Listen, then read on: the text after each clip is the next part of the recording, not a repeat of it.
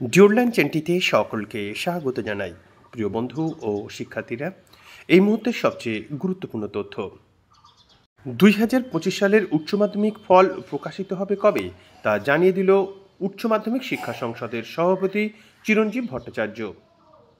তিনি বলেন, মাধ্যমিক পরীক্ষার ফল প্রকাশের 2 থেকে আড়াই সপ্তাহের মধ্যে উচ্চ মাধ্যমিক পরীক্ষার ফল প্রকাশিত হবে।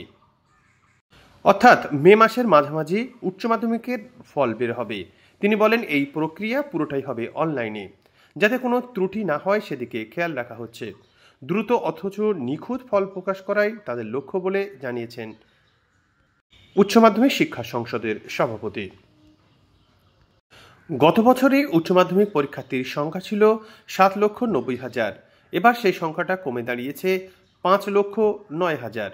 রেজিস্ট্রেশন করেও পরীক্ষায় বসে না এমন পড়ুয়ার সংখ্যা 55,000-এরও বেশি। এ বিষয়ে সংসদের বক্তব্য, এরা কোনোদিন উচ্চ মাধ্যমিক দেবে না এমনটা নয়। যারা অনুপস্থিত তারা সামনের বছর বসতে পারেন। যদিও কেন তারা পরীক্ষায় বসলেন না এ বিষয়ে স্পষ্ট কোনো কারণ তাদের জানা নেই বলে জানিয়েছে সংসদ। নকল রুখতেও এবার একাধিক পদক্ষেপ করেছে উচ্চ মাধ্যমিক শিক্ষা সংসদ। পরীক্ষার্থীরা যাতে পরীক্ষা কেন্দ্রে কোনো রকম মোবাইল বা ইলেকট্রনিক ডিভাইস নিয়ে প্রবেশ করতে না পারে তার জন্য মেটাল ডিটেক্টর ব্যবস্থা করা হয়েছে। চেকিংয়ের পরই পরীক্ষা কেন্দ্রে ঢোকার অনুমতি পাচ্ছে পরীক্ষার্থীরা।